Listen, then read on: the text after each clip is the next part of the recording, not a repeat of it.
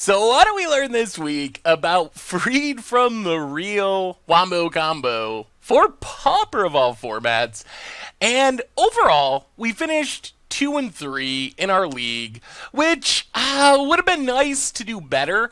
I felt like we were really consistent with setting up our infinite mana. We were very good at getting a Fertile Ground or Gift of Paradise on a land, getting a Wind's Endicon or a Life Spark Spellbomb to animate that land, and then getting a Freed from the Real on that land. All those things went really, really well. The problem we kept running into is having a finisher. So we have 4 Freed from the Reals. We have 4 Drift of Phantasms to find Freed from the Real. We only have 1 Valakut Invoker. So there were several games which would have actually won us at least 1 or 2 more matches where we had everything set up, we just didn't have a way to close out the game, and it was really frustrating to have infinite mana and pull off our combo but just not be able to find the finisher.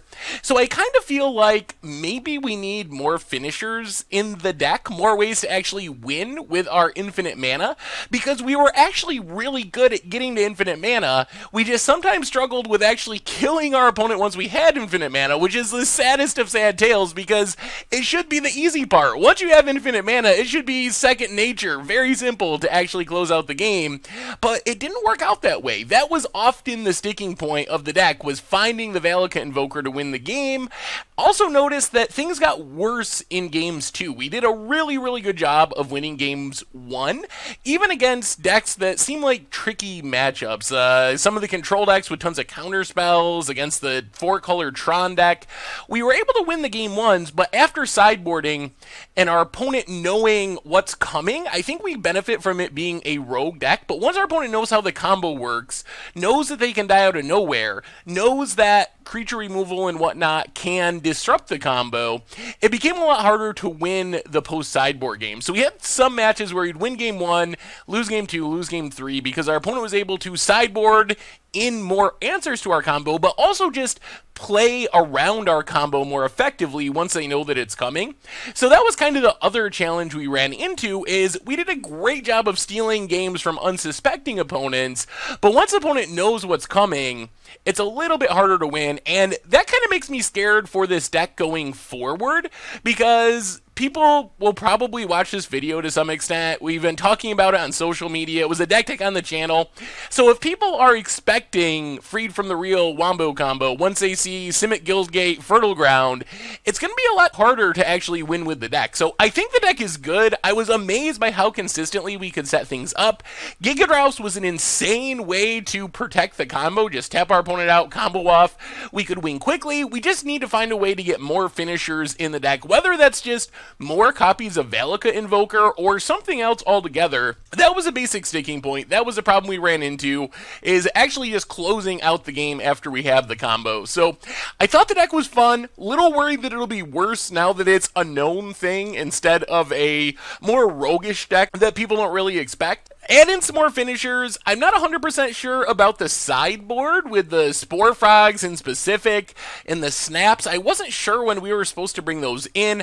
That's probably mostly my fault for not really being a Pauper player, not going the metagame. If you're a Pauper player, you're probably like, oh yeah, this is where you're supposed to Spore Frog. This is where you're supposed to bring in Snaps.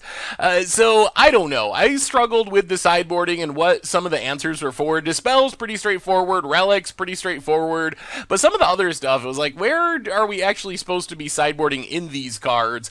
Because it feels like bringing in interaction like Snaps, bringing in Spore Frogs, is that really going to be the difference between winning and losing most matches? Like a single Fog, a single creature bounce? Because it's not like we can follow that up with more removal. We're just goldfishing, goldfishing, goldfishing. So I don't know the exact way to change the configuration of the deck. I think maybe we go down a couple of Fertile Grounds to find more finishers would be my first choice, or maybe like 1 Impulse, 1 Fertile Ground to slot in a couple more finishers, because like I said, that was a big problem. Really consistent getting infinite mana, surprisingly good at fighting through disruption thanks to Giga and being able to find our Giga. A little bit problematic with actually closing out the game once we had the combo set up. So I think it's fun. If you're a Pauper player, take it out for a run. The great thing about Pauper is the format is super cheap, so it doesn't cost you that much to try the deck, to play with the deck, to tune the deck. If you have some ideas for other finishers, should it just be more Valakut invokers? Is there something else we can be playing in that slot? Let me know in the comments. Also, what is these sideboard cards for? What is the Spore Frog for? What is the Snap for? If you're a Pauper player, fill me in on that, because I actually had fun playing Pauper. I don't play Pauper very much, but it was actually a pretty fun deck to play, a pretty fun league to play, so who knows? I don't think we'll play Pauper all the time, but it'll probably pop up again in the future, which means I should probably start learning a little bit more about the format. So anyway, thank you very much for watching. I hope you enjoyed this week's Much Abrew About Nothing, freed from the real combo for Modern. Thank you so much, and I will talk to you soon. Thanks for watching the video. If you enjoyed it, help us out by clicking that like button down below.